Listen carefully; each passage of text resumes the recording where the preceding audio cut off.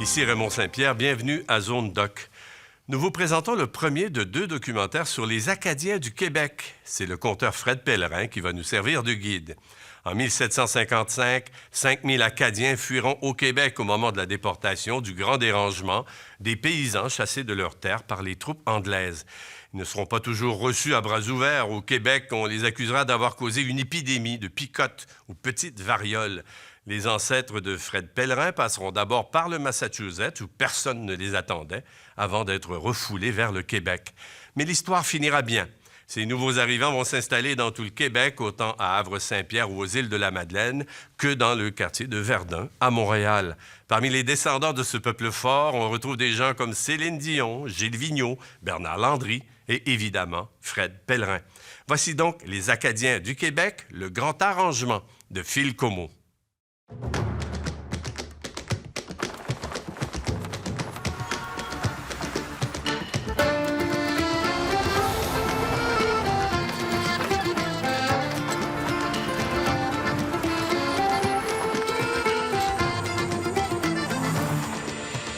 Peu d'Acadiens et de Québécois savent qu'aujourd'hui, c'est au Québec qu'on retrouve le plus grand nombre de descendants d'Acadiens et d'Acadiennes qui ont vécu les années du Grand Dérangement.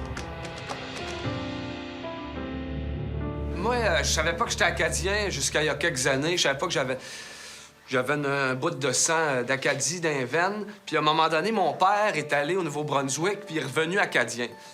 Mais il y avait quelque chose, c'est qu'il y avait une liste des noms de famille qui fait que vous êtes Acadien. Il y a un principe d'inclusivité dans les Acadiens qui fait que t'en rencontres un, puis déjà, t'es un peu Acadien.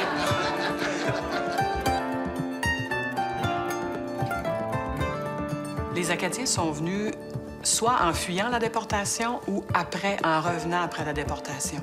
Ils ont choisi le Québec comme terre d'accueil parce qu'à l'époque, c'était une colonie française.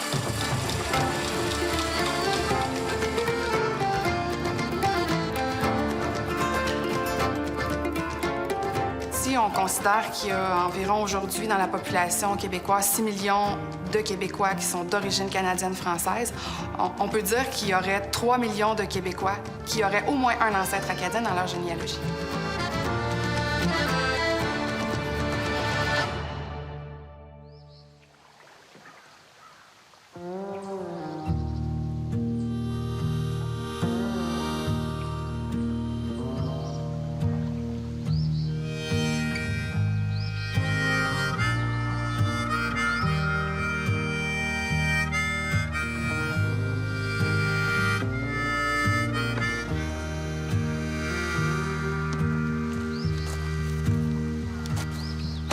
Au commencement du monde, le rideau s'ouvre sur la terre.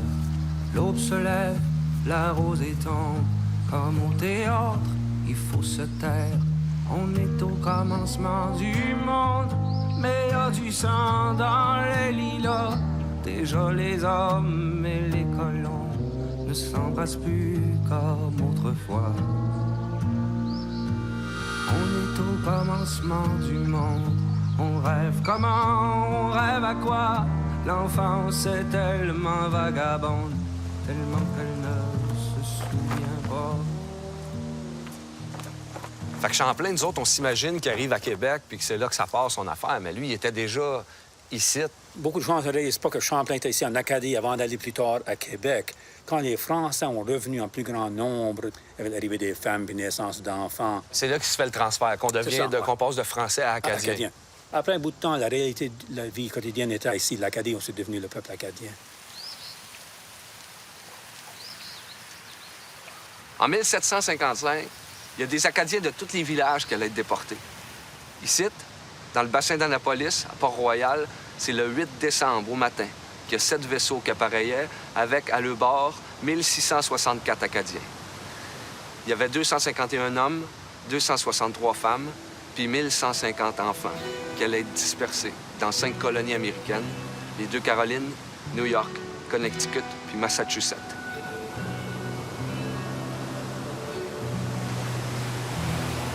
Puis parmi tout ce monde-là, il y avait Pierre à Jean-Baptiste à Étienne Pellerin, mon ancêtre, avec Anne Giroir, sa femme, plusieurs de leurs enfants, puis bien des membres de la famille Pellerin, la famille élargie, qui partaient pour un immense voyage.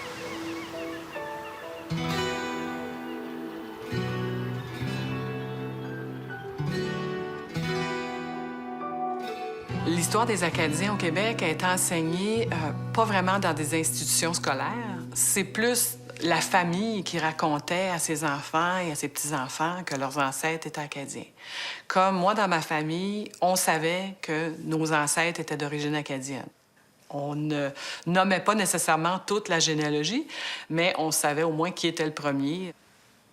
Je dirais une façon que les gens nommaient leurs ancêtres, qui se fait beaucoup en Acadie aussi, c'est dire « je suis Louise à Jean-Charles, à Armand, à François ». C'est la façon que les gens de la Baie-des-Chaleurs aussi et des Acadiens du Québec vont se nommer, qui font référence à leurs ancêtres. Je suis Guy Thériault, ou comme on dit en Acadie, Guy à Méridée, à Thaddée, à Pascal, à Joseph, à Olivier, à Jacques, à Paul, à Germain, à Claude et à Géant. Géant était le premier Thériault qui est arrivé en Acadie autour de 1632.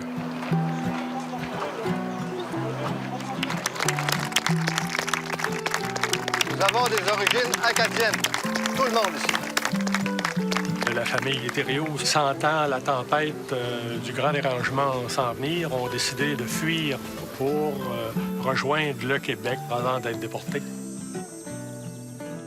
En 1755, au début de la déportation, on compte environ en Acadie une population de 14 000 personnes. Sur ce groupe, environ 5 000 Acadiens et Acadiennes vont s'installer au Québec dans les années du Grand Dérangement.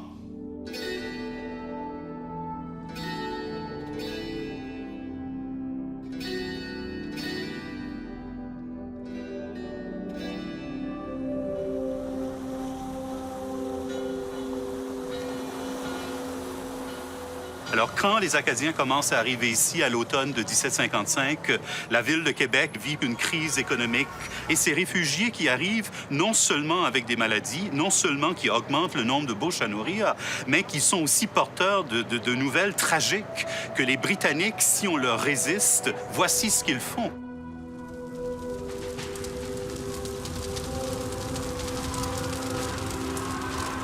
Pendant la déportation, il y a 3 des cousins de mon ancêtre, 3 gars qui s'appelaient Pierre, Grégoire et puis Charles Pellerin, qui étaient les fils de Bernard, qui se sont retrouvés sur un bateau qui s'appelait le Pembroke. Puis à un moment donné, qui était sur la baie française, qu'on appelle aujourd'hui la baie de Fundy, il y a une révolte qui a éclaté sur le bateau. C'est les Acadiens qui prenaient le contrôle de l'affaire, qui avaient neutralisé le capitaine anglais, neutralisé l'équipage au complet, puis qui mettaient le cap sur Saint-Jean, le Saint-Jean actuel du Nouveau-Brunswick. De là, il y a plusieurs Acadiens, dont Pierre, à Bernard, à Étienne, avec toute sa famille, qui sont partis se réfugier au Québec en remontant la rivière Saint-Jean. Certains groupes des réfugiés sont passés vers Miramichi pour ensuite se rendre à Restigouche, dans le fond de la Baie-des-Chaleurs. Il y avait un phare français en 1758. Certains groupes se retrouvent là. Ça s'appelait le phare de la Petite-Rochelle. On sait qu'en 1760, ils sont 1003 personnes, dont une majorité d'Acadiens, qui se sont regroupés là. La Petite-Rochelle était sûrement le plus gros peuplement acadien au Québec à l'époque. Le groupe d'Acadiens qui est arrivé ici venait davantage de l'île Saint-Jean, qu'on appelle aujourd'hui l'île du Prince-Édouard, parce qu'à partir de 1758, on a voulu vraiment les capturer et les déporter dans les prisons d'Angleterre et en France. Et à partir de ce moment-là, un grand nombre de ces Acadiens-là ont réussi à fuir parce qu'ils ont eu la nouvelle qu'on venait les chercher. Et eux, avec leurs embarcations, ils ont pu se diriger ici vers le nord et ils ont réussi à amener du bétail. Et il y avait ici environ 200 maisons là, qui étaient installées tout le long du rivage où les Acadiens qui fuyaient la déportation s'étaient installés. Le 2 juillet 1760, les Anglais réussissent à débarquer. Ils auraient débarqué à l'est où est Pointe-à-la-Garde aujourd'hui. Ils ont tout brûlé, tout saccagé. Il y a eu finalement une razzia. Ces Acadiens-là, finalement, se sont relogés et ont fondé la ville de Bonaventure, la ville de Carleton-sur-Mer. Et on trouve maintenant plusieurs descendants de ces familles-là qui sont toujours ici. La majeure partie des gens ici ne sont pas conscients de l'histoire, d'où viennent nos ancêtres, qu'est-ce qu'ils ont vécu. Souvent, ce qu'on entend de l'Acadie, c'est la déportation. Mais c'est pas ce que nos ancêtres ont vécu. Ils ont vécu quelque chose de terrible aussi, d'aussi terrible, mais aussi intense, mais ils ont évité finalement la déportation en se sauvant.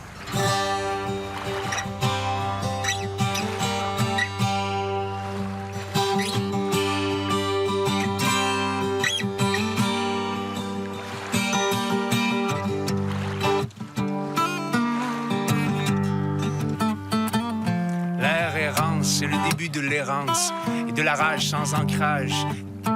Danse en danse, avant le Frasil, nous traversons vers l'exil Saint-Jean.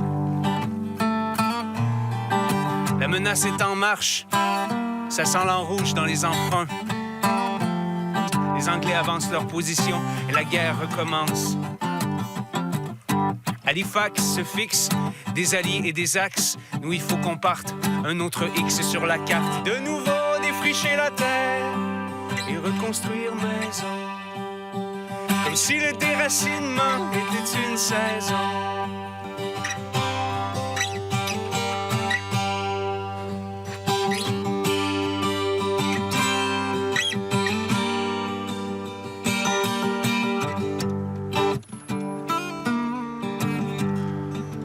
La route de l'Acadie vers le Québec dans les premières années du Grand Dérangement s'avère particulièrement difficile, surtout lorsqu'elle est faite en plein hiver. Le froid, le manque de vivres, les maladies, les attaques de temps en temps de miliciens ou de troupes britanniques. Plusieurs vont mourir en cours de route, surtout des enfants, les très jeunes et des personnes aînées. Une fois arrivés à Québec, leur situation n'est pas nécessairement meilleure parce que l'un des officiers français présents à Québec, Bougainville, va dire que c'est probablement les Acadiens qui ont emporté avec eux la petite vérole, la maladie qu'on appelle à l'époque la picote. Et d'ailleurs, pour 1757-1758, qu'il y a près de 500 Acadiens et Acadiennes qui vont mourir de la picote. C'est une maladie qui fait frémir.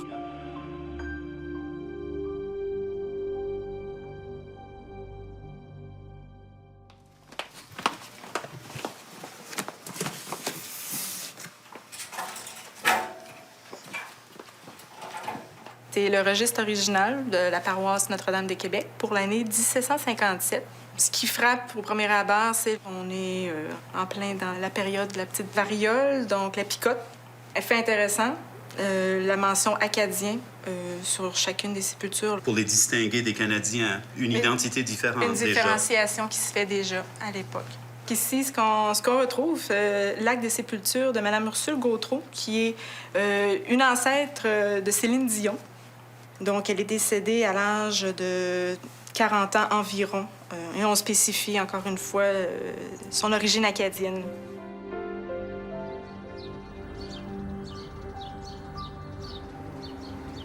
La Ville de Québec, elle a non seulement reçu des centaines et des centaines d'Acadiens et d'Acadiennes réfugiés au moment du Grand Dérangement, beaucoup d'Acadiens sont également passés par cette ville en essayant de retourner, de revenir des colonies américaines où les autorités britanniques les avaient envoyés.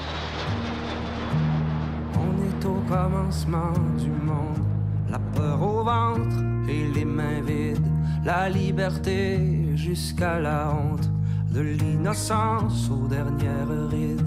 On est au commencement du monde, à la fois heureux et en colère. Le geste mou, le poing qui gronde, c'est un départ. Mon ancêtre acadien, il a été déporté au Massachusetts. On dit qu'à l'époque, les Anglais, comme ils avaient peur des Français puis des Acadiens, ils ont pris soin de les isoler les uns des autres pour être sûr qu'ils n'allaient pas se regrouper après, une fois rendus dans les colonies américaines. Fait qu'ils ont dispersé de même dans plusieurs villages. Ils ont même cassé certaines familles. Mon ancêtre, Pierre Pellerin, il a été installé avec sa famille à Pembroke, dans un petit village à peu près à 26 000 au sud de Boston. Il est excessivement rare de trouver des traces physiques du passage des Acadiens déportés aux États-Unis. Quand ils trouvent de ces sites-là, ça tient presque du miracle. Bien, nous autres, on a été chanceux. Parce qu'ici, dans la ville de Pembroke, on a trouvé un puits qui aurait appartenu à mon ancêtre. Les gens du coin appellent ça le Peter's Well.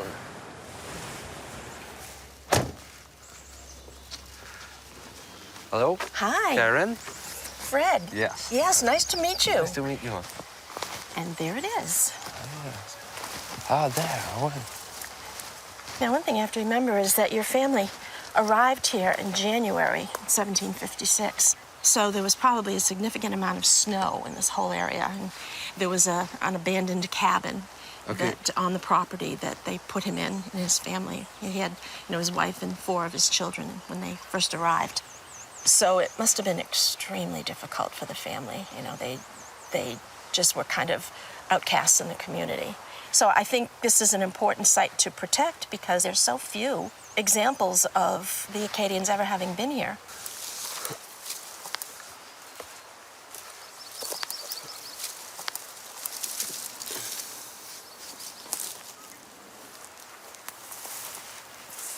Certains de ces enfants vont avoir connu l'Acadie, d'autres non, parce qu'on soupçonne qu'il y en a qui sont nés ici.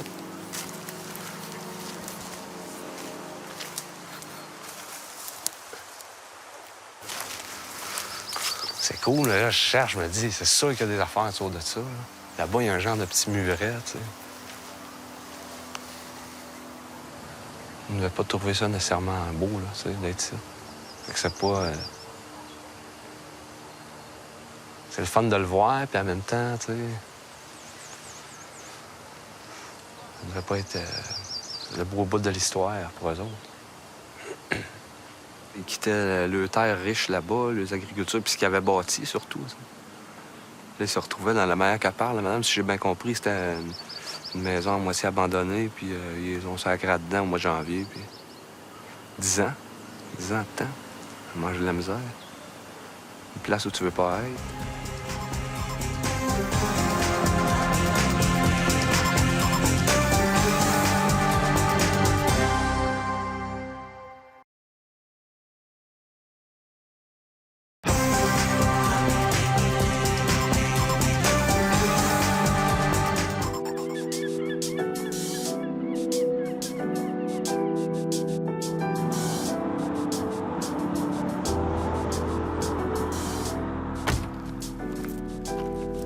Well, what we have here from our collection are a number of documents that pertain directly to your ancestor.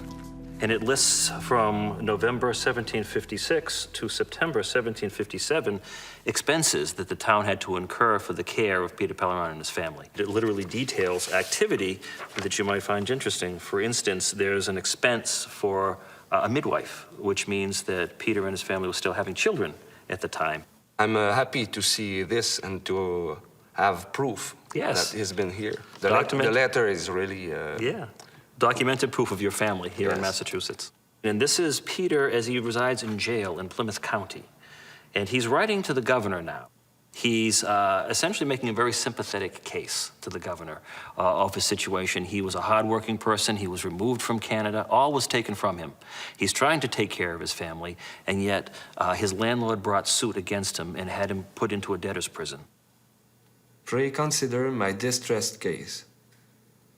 A few years ago, I had a good farm and everything needed to make mine and my poor family's lives not only comfortable and happy, and hope to leave a good estate to my children. But now, stripped of all we had, removed to a strange land, and to make our misery complete, separated from my dear wife and children, and shut up in a dark prison.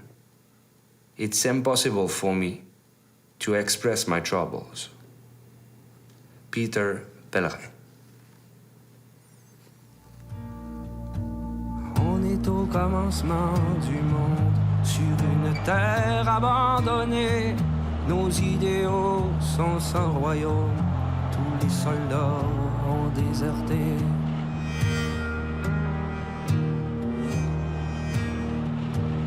Si on prenait nos bagages et qu'on rentrait dans nos souliers, le cœur se saurait en voyage et la raison sous les peupliers.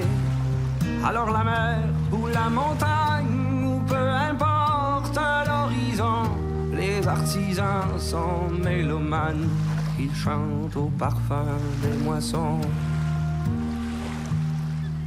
Les Acadiens qui arrivaient dans les colonies américaines, les gouverneurs en place n'étaient pas nécessairement au courant d'avance qu'ils allaient recevoir tout d'un coup des groupes d'Acadiens. On se retrouve avec des gens très démunis. On va signer des pétitions, on va se regrouper, on va demander l'autorisation de partir, on va faire plein de démarches. Parfois, on désire revenir en Acadie du départ. D'autres fois, on veut revenir vers le Québec.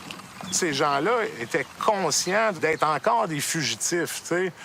Et c'est seulement, en fait, en 1763 que le roi lui-même, en Angleterre, va demander au gouverneur de la Nouvelle-Écosse d'arrêter de pourchasser les Acadiens et de les déporter, et aussi autoriser à ce que les Acadiens qui étaient à Boston ou en Pennsylvanie, au Maryland, puissent venir au Québec s'ils le voulaient, par leurs propres moyens, par contre. En 1766, le gouverneur Murray du Québec décide d'offrir aux Acadiens de revenir vers le Québec. Il va leur offrir par un acte des publications officielles dans la Gazette de Québec, puis de revenir vers le Québec et de leur offrir des terres au Québec. À partir des années du Grand Dérangement et dans les décennies successives, même pendant presque tout le 19e siècle et au début du 20e siècle, c'est par vagues successives que des familles acadiennes vont arriver dans plusieurs régions du Québec. Ils seront traditionnellement des agriculteurs, donc ils vont mettre leurs connaissances au profit de ces régions où ils vont recommencer leur vie. C'est donc dire que lorsqu'on regarde la carte du Québec et qu'on voit une présence acadienne dans presque toutes les régions du Québec, y compris les régions urbaines, c'est dire jusqu'à quel point ces Acadiens ont contribué au développement économique du Québec et qu'ils ont, en quelque sorte, défriché une partie importante de ce que le Québec est devenu aujourd'hui. Lorsque les Acadiens se sont réfugiés au Québec, c'est évident qu'il a fallu s'installer à la périphérie des populations existantes. Mais on a, à cause des connaissances qu'on avait, par exemple, la technique des aboiteaux, on a pu occuper des nouveaux territoires ici au Québec. Alors, entre Sainte-Anne-de-la-Pocatière et Saint-André-de-Kamouraska, il y a 27 kilomètres d'aboiteaux qui ont été créés par des Acadiens, des réfugiés acadiens, qui savaient comment faire pour récupérer des terres basses de la mer et en faire des terres cultivables. Et c'est devenu une trademark, une caractéristique spécifique des Acadiens, la technique des aboiteaux.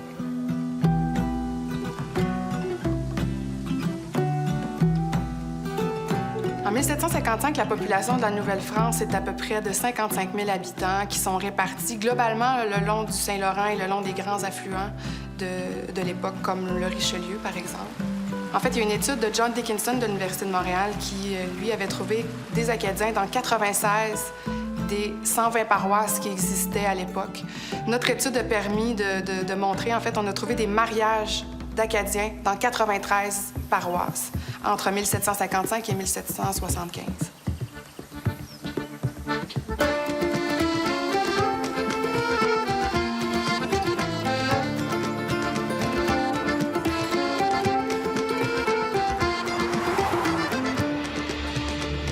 L'importance de la déportation pour les Acadiens du Québec vient en partie du fait que ça marque, si on veut, d'une certaine façon, l'an zéro de la présence acadienne au Québec pour les Acadiens de la diaspora, comme au Québec, un peu comme pour les Juifs de la diaspora, d'une certaine façon, à travers le monde. Bien, c'est beaucoup l'histoire qui les rattache à leur culture davantage que le présent. Parce que le présent, autour d'eux, bien, c'est plutôt la dimension québécoise de leur identité, la survivance, et c'en est une d'une certaine façon, chez les cultures de diaspora, bien, vient beaucoup de l'histoire. Grand dérangement, appeler une déportation un dérangement, c'est presque risible. C'est plus qu'un dérangement. Je me fais déranger quand j'ai un vendeur porte-à-porte, mais de me faire déporter, c'est plus qu'un dérangement. C'est une transformation dans notre vie. Grand arrangement, je pense qu'il fait référence aux Acadiens qui se sont arrangés autrement en s'installant au Québec et en refaisant leur vie, se sont arrangés au Québec en se réorganisant. Ce qu'on a appelé les petites caddies au Québec, c'est les villages fondés par les Acadiens.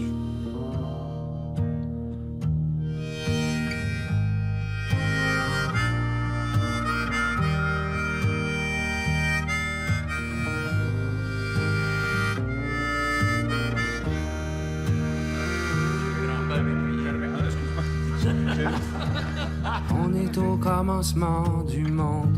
On rêve comment, on rêve à quoi? L'enfance est tellement vagabonde. tellement qu'elle ne se souvient pas.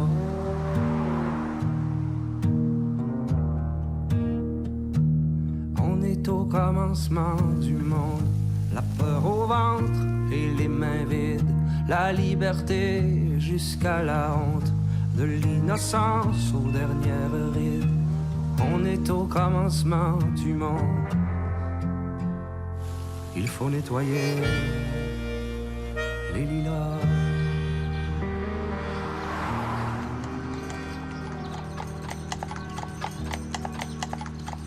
Le territoire ici va commencer à se peupler après la déportation des Acadiens. On a 3 groupes successifs d'Acadiens qui vont arriver ici.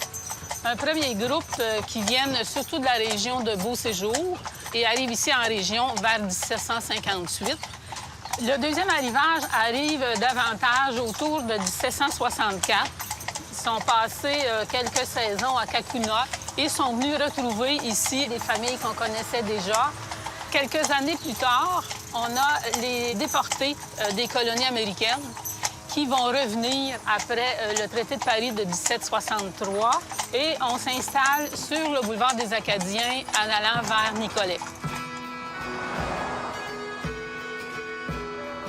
On raconte ici les premiers hivers. Les responsables de chacun des secteurs de rang faisaient le tour des maisons et s'assuraient est-ce qu'on a assez de bois de chauffage pour l'hiver? Est-ce qu'on a assez de blé pour avoir une nourriture convenable? Et sinon, on s'entraidait. Les Acadiens ont donné la couleur au territoire. C'est des gens fiers, c'est des gens qui revendiquent et qui prennent soin de leurs choses et qui ont la mémoire aussi. Parce qu'ils ont un vécu qui a été difficile. Donc, ça fait des gens énergiques qui ont l'étoffe plus épaisse.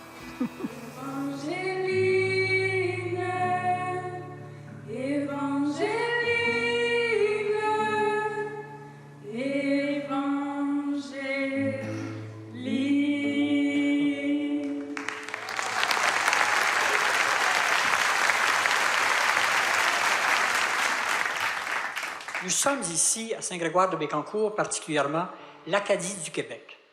Ici est arrivé, en 3 vagues différentes, 300 familles.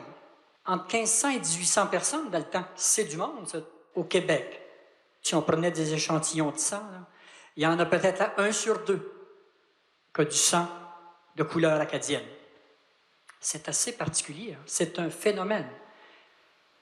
On revient dans le temps. À l'époque, ce qu'on appelait la Nouvelle-France, appelons ça le Canada aujourd'hui, là, il y avait 70 000 personnes, à peu près, au total, d'un océan à l'autre. Un bon matin, on dit à 15 000 personnes qui étaient chez eux, dans leur famille, sur leur terre, vous sacrez votre camp. On vous réunit, on vous met à bord de bateaux, pour la majorité des cas. On sépare les hommes des femmes, les familles des enfants, et vous sacrez votre camp. Aujourd'hui, ce serait un génocide. C'est impensable. C'est ça qui s'est passé en 1755. Alors ça devrait, d'après moi, être enseigné chez nous, dans nos écoles primaires, de façon à se rappeler nos origines.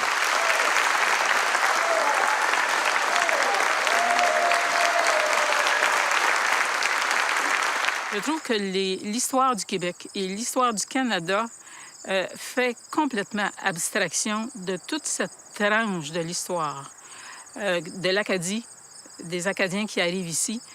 C'est à peine effleuré et souvent escamoté.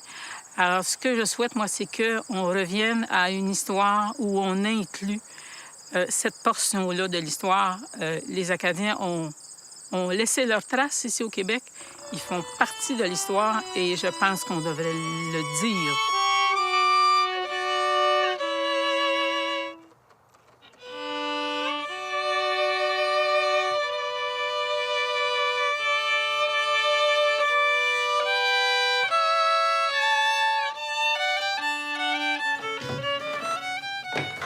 Les paroissiens ont tous leurs registres, puis ils ont les noms de leurs paroissiens. Et puis moi, je savais les noms acadiens. Il n'y en a pas beaucoup qui connaissent les noms acadiens. Je faisais des conférences, puis je sortais ces noms-là, Puis dans l'assistance, il y en a qui... C'était leur nom, ça. Puis il y en a qui pleuraient dans l'assistance, hein, qui disaient « c'est nous autres ». Alors, je leur découvrais leur vie. Partout où j'allais prêcher, là, j'allais voir les Acadiens, puis je prenais des notes tout le temps. Et puis c'est comme ça qu'ils ont trouvé que le livre était unique, hein, parce que personne ne savait ça, qu'il y avait des caddies comme ça, là, puis qu'il y avait des Acadiens partout. Ça fait que ça a été tout un revirement quand j'ai montré la force de ces gens-là, tu sais, puis leur histoire. C'est une valeur, hein, quand tu as une nationalité. En plus de celle que tu avais, tu as une autre nationalité, puis qui est riche en histoire. Là. Mais il faudrait que les gens en parlent davantage, je pense. Là. La richesse que nous ont apporté les Acadiens au Québec. Ça. Les Acadiens sont bien installés au Québec depuis au moins 250 ans. Avant, on pouvait se fier sur le fameux sondage de Léger qui a été publié en 1988, qui nous disait qu'il y avait à peu près 1 million de Québécois dans la population québécoise qui portaient un patronyme acadien. En fait, il y a une étude qui a été réalisée dans le cadre d'un projet de recherche plus global fait par des chercheurs démographes de l'Université du Québec à Chicoutimi qui vise en fait à caractériser les différents bassins génétiques des régions du Québec. Cette étude-là nous permet quand même d'aller un peu plus loin par rapport à cette estimation-là. Et ce qu'on trouve, c'est qu'il y a plus de la moitié des Québécois qui auraient au moins un ancêtre acadien dans sa généalogie.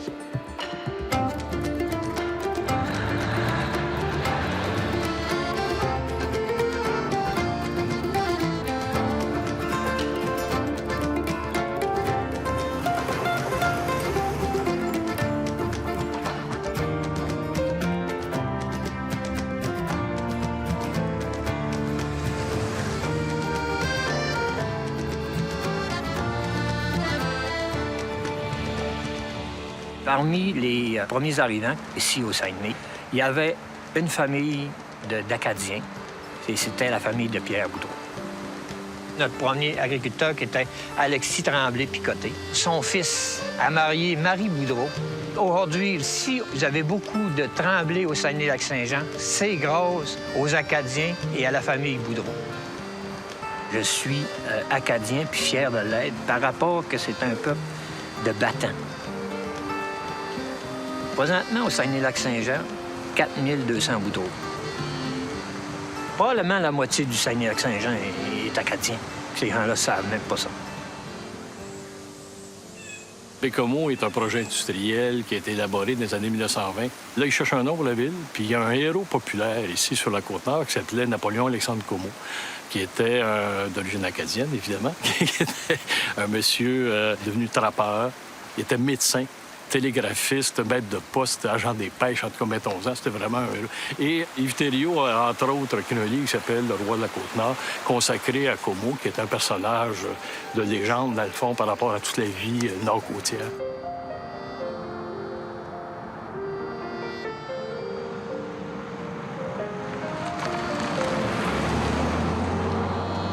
De 1762 à 1770, il y a 42 familles d'Acadiens qui sont venus s'installer ici, à Yamachiche. Parmi ce monde-là, il y avait Pierre Pellerin, qui était parti de Boston en 1766, puis qui est passé par Québec avant d'arriver là. Lui qui a installé ses 4 fils à Yamachiche, puis qui est reparti après à Port-Royal, pas loin de ses origines, pour finir ses jours. Ses 4 fils, qui sont Jean-Baptiste, Anselme, Pierre puis Joseph, sont à l'origine de tous les pèlerins qui se trouvent aujourd'hui en Mauricie. Il s'est installé à cultiver sur des terres un peu au nord du village de Yamachiche, dans des nouveaux secteurs qui s'appellent la Petite Cadie puis la Grande Cadie. Moi, je suis de la lignée de Joseph à Pierre. Salut. Monsieur Bonjour, Pellerin. André Pellerin. André Pellerin, Bonjour, moi, c'est Fred. Ça fait plaisir. Bon, ben c'est qui ton ancêtre au juste? Ben, moi, ça va être Joseph à Joseph. Ah oui? Bon, celui-là qui est né 7 novembre 97. C'est comme moi, c'est de Pierre à Pierre. Toi, c'est de Joseph Ouais, à c'est Joseph. Donc, on est rendu où est-ce que Pierre, qui est arrivé de la déportation des Acadiens, s'est établi. Mais lui, il a acheté cette terre-là? On sait-tu comment il l'a... C'est le seigneur Le Sieur qui a fourni des terres à 19 familles. Le voisin à côté, c'est un monsieur Panton aujourd'hui. Joseph s'est établi là. Joseph. Donc, ton Joseph à toi, Ah ta ouais? ligne, Ah ouais? il était là. Vous avez trouvé ça avec des papiers ou? J'ai trouvé ça avec des livres de décès de résidence, etc. Ah, ouais. C'est pas la maison, mais c'est l'endroit où Joseph a demeuré. Il s'est établi ici. Ah, ouais. Donc, il était voisin de Pierre. En tout cas, il était mieux ici qu'à Pembroke.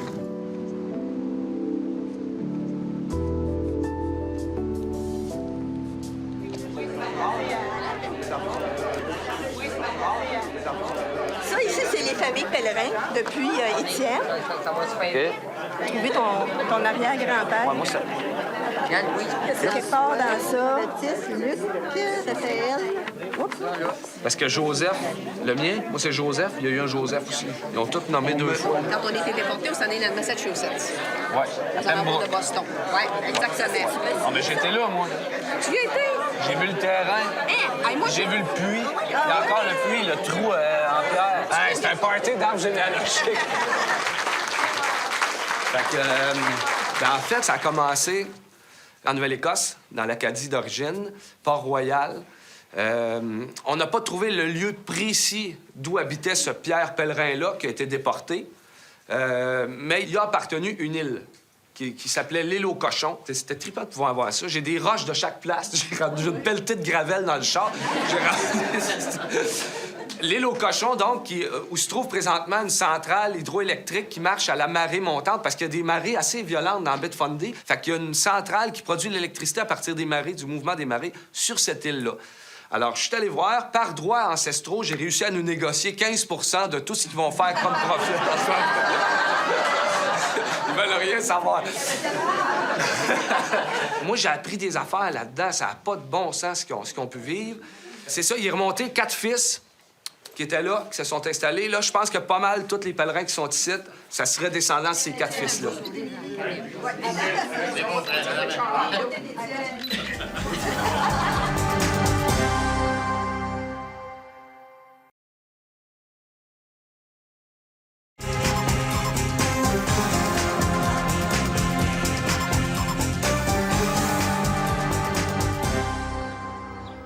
À l'époque de la déportation, les Acadiens et les Acadiennes ont ces réseaux de communication informels, mais qui fonctionnent à un point tel qu'on va se retrouver, qu'à un moment donné, que ces familles vont se reconstituer après toutes ces années. C'est dire la force, c'est dire même en perdant le territoire, que la culture, que cette culture familiale, elle est demeurée très résiliente, et ça, les Britanniques n'ont pas pu la détruire.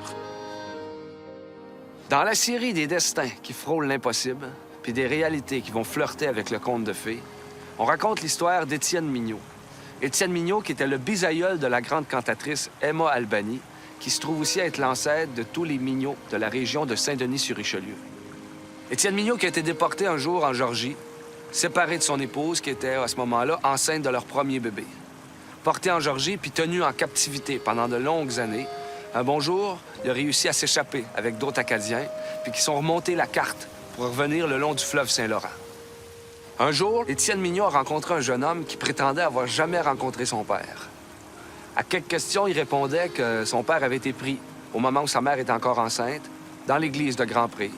Un homme qui avait disparu. Étienne Mignot, il se disait que ça se pouvait pas. Il a quand même posé la question à savoir où sa mère habitait, à ce petit bonhomme-là. Puis il est allé cogner à la porte. Les époux se sont reconnus. On dit que la belle est tombée dans les pommes, évanouie dans le choc de l'émotion. Trop longtemps que je te vois dans mes rêves, j'appréhende la nuit qui s'achève.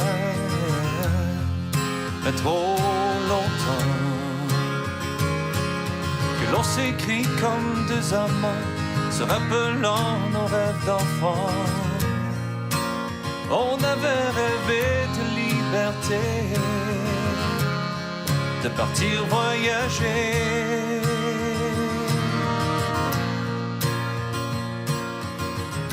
Mon nom, c'est Claude, à Jules, à Johnny, à Midos, à Laurent, à Damas, à Frédéric. Si tu veux plus me parler, comme si c'était rien passé, on se dit au revoir.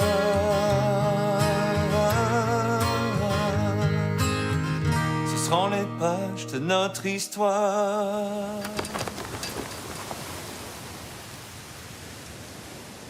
Il y a tout le temps eu des gens autour des îles, mais de façon permanente, un peuplement, faut attendre le grand dérangement. Le père Alain doit convaincre 250 de ses fidèles de le suivre aux îles de la Madeleine. Et c'est vraiment le noyau de la population acadienne des îles d'aujourd'hui. Une population qui est encore acadienne, pas loin de 90 % actuellement aux îles de la Madeleine. Les Acadiens qui s'étaient réfugiés ici se trouvaient à devoir payer des rentes à un seigneur. Les Madelinots ne pouvaient pas devenir définitivement propriétaires de leurs terres. Alors donc, là, on voit que le surplus des Madelinots commence à émigrer. À la fin du 19e siècle, les Madelinots sont allés fonder Lac-au-Saumon, dans la vallée de Metapédia. Et ils ont fondé Natashquan au début des années 1850. Ce sont les vignobles des familles de Havre-Aubert. En 1856-57, il y a des familles qui partent pour aller fonder Havre-Saint-Pierre sur la Côte-Nord. On appelle depuis longtemps les gens du Havre les Caïens parce que, pour une bonne forte proportion, ce sont tous des descendants d'Acadiens avec leurs mots, leurs expressions, leur façon d'être, leur façon de vivre. Devenir Caïen, c'est aussi non seulement découvrir notre vocabulaire, nos expressions, nos mots, mais c'est aussi prendre nos habitudes qui sont dans notre culture. Donc, c'est découvrir, c'est adopter, c'est s'amariner, c'est faire pied d'encre, quoi, que de se dire Caïen aussi. Des Caïens puis des Cayennes. Les gens remarquent beaucoup qu'on prononce pas les R, qu'on peut parler peut-être un petit peu plus vite. Donc, quelqu'un peut nous écouter, puis au bout de 5 minutes, on lui pose une question, puis finalement, il n'a rien compris de ce qu'on lui a dit, mais il aimait tellement ça nous écouter qu'il a pas osé nous interrompre. C'est sûr que l'accent d'Havre-Saint-Pierre, c'est un accent acadien. Dans le langage acadien, il y a une grande partie qui est un langage maritime, comme embarquer ou débarquer, qui voulait dire aller dans une barque, mais qu'on utilise pour aller dans une voiture ou plus vraiment des termes comme des balançoires au Québec sont des galances en Acadie. C'est la même chose, mais les Acadiens se galançaient, puis les Québécois se balançaient. Une hypothèse qui pourrait expliquer la différence d'accent entre les Québécois et les Acadiens, c'est possiblement leur lieu d'origine au niveau de la France. Les Acadiens venaient surtout du centre-ouest, du Poitou, majoritairement, tandis que les Québécois venaient majoritairement, eux, de la Bretagne et de la Normandie. Toute ma famille a tout le temps été acadien. On a des festivals ici, les Acadiens. Partout dans le monde, on se reconnaît. Les chars ici, il y a des plaques acadiennes en avant. T'sais, on est tous fiers de ça. Là. Que ce soit au bout du Québec, à Natashquan ou ailleurs, quand on est acadien, on est acadien. Je suis fier d'être acadien, puis je pense que mon parler le prouve, parce que j'ai un peu l'accent. Mais je renie jamais que je suis acadien. À Natashquan, je pense que la majorité des gens, ils sont conteurs, ils sont musiciens un peu, ils sont aussi penseurs. La preuve est qu'on a M. Gilles Vignon, un Acadien de source. On a des traditions qui nous viennent directement d'Acadie, qui sont passées par les îles. On a plein de légendes qui sont les mêmes à tout ce qui a rapport au bord de mer, la notion des naufrages, les trésors. La coutume qui est restée, c'est la mi-carême. Puis on retrouve la même en Acadie. Les gens qui se déguisent, qui passent les portes dans le but de n'être pas reconnus. Un soir, tu peux faire la mi-carême, un autre soir, tu peux la recevoir. Puis, tu te déguises jamais avec le même costume durant la semaine. Ça dure une semaine. Et c'est tellement plaisant. Et cette semaine-là, là, on oublie tout. Tout le monde se parle. Tu vas dans les maisons que tu irais pas à l'habitude. Donc, c'est un peu magique. On dirait qu'on est dans un autre monde la semaine de la mi-carême. Les Madelinots sont allés dans ces endroits et beaucoup d'autres endroits aussi. Beaucoup plus tard, ils auraient fondé Verdun, semble-t-il. Et dans la région de Montréal, on trouve des Madelinots partout. Ils se sont toujours sentis des Acadiens et ils ont toujours vécu au rythme de l'Acadie. Acadie de nos cœurs, enfin c'est ton âme, tes enfants en reviennent dans tes bras. Moi, je dis souvent qu'on est Madelinots, Acadiens, Québécois et citoyens de l'univers. C'est pas mal comme ça que ça marche.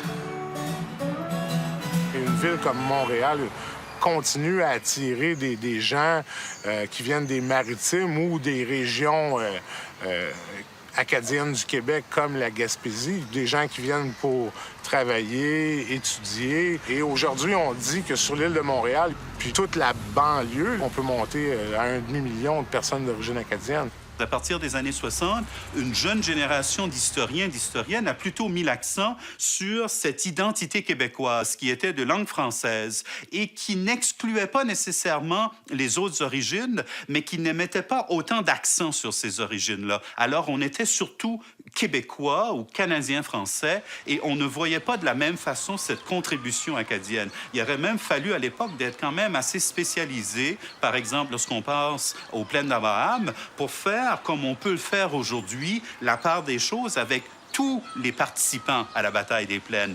Avec le général Montcalm, il y avait beaucoup de miliciens et parmi les miliciens, il y avait nécessairement des Acadiens.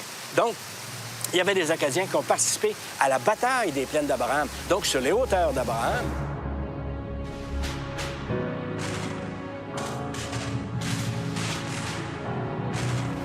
Il y a la retraite sur le champ de bataille. Ici, des soldats français se seraient sauvés finalement pour rejoindre leur camp? Oui, avec les miliciens. Dans la côte, il va y avoir un engagement, un genre d'escarmouche entre les Écossais du 78e Highlanders et les miliciens et les Acadiens, qui, eux, vont essayer d'arrêter la marche des assaillants anglais. Ça sera un carnage, ça sera vraiment un massacre fait par les soldats écossais. Le sacrifice que vont faire les Acadiens vont permettre aux soldats de retrouver le camp de Beauport. Les Acadiens ont dit qu'il y en a à peu près 140, 150 au moins qui avaient donné leur vie pour sauver la Nouvelle-France, de sorte que, pour moi, ça réveillerait un sentiment d'appartenance entre Québécois francophones et Acadiens.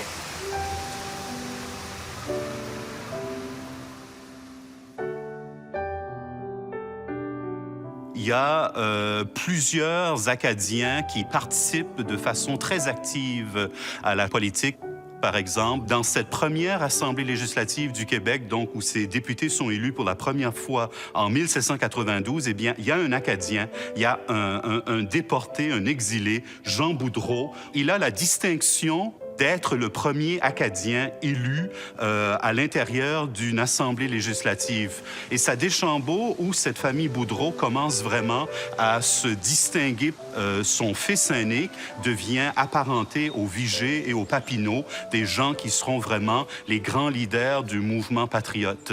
Et Jean Boudreau, en étant le premier Acadien député, il annonce toute une série de députés qui seront d'ascendance acadienne. On peut penser à Louis Bourdage, on peut penser à des Hébert, à des Giroir, qui seront très présents dans le camp des patriotes. Parmi les patriotes qui se sont révoltés en 1837-38, il y a eu beaucoup d'Acadiens. Il y a eu sûrement 30 des patriotes qui étaient d'origine acadienne, soit par leur père ou par leur mère.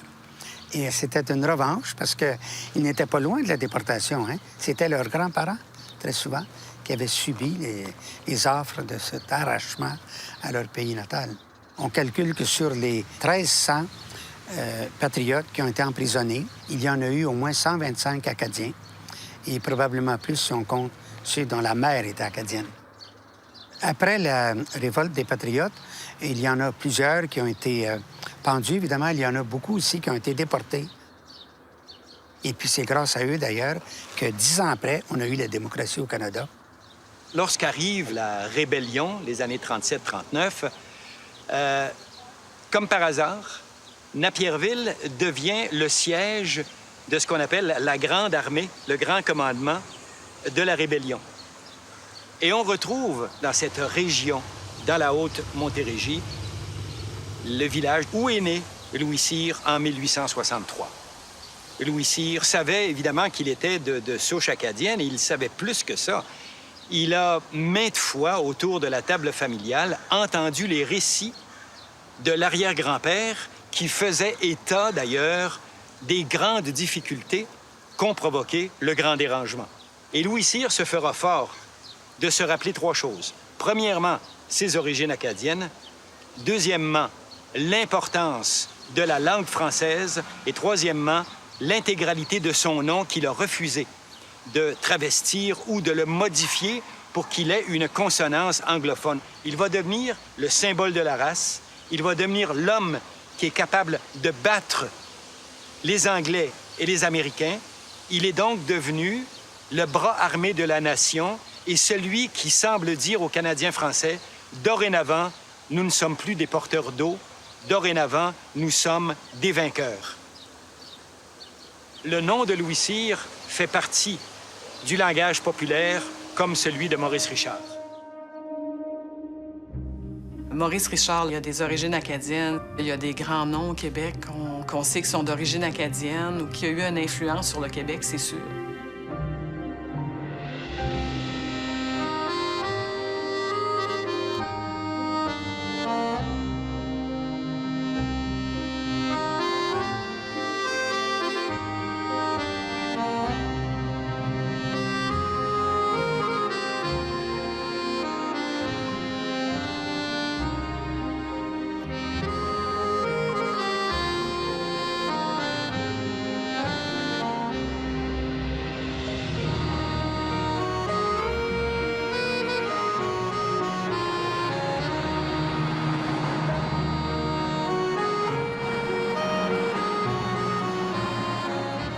Moi, j'ai grandi ici, dans le village de Saint-Élie-de-Caxton.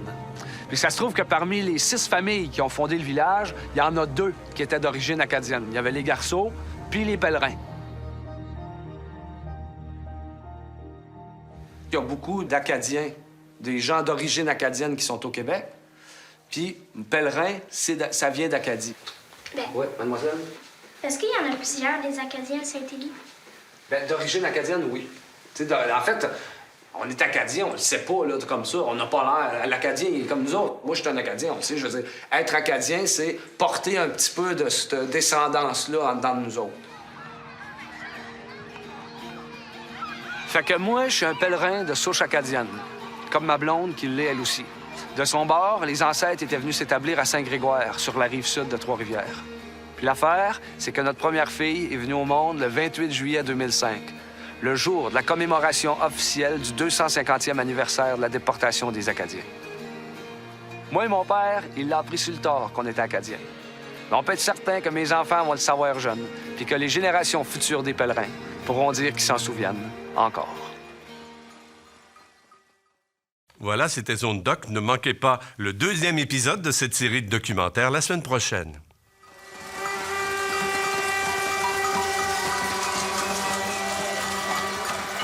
Il y a dans la région de la Naudière une communauté acadienne vivante et accueillante.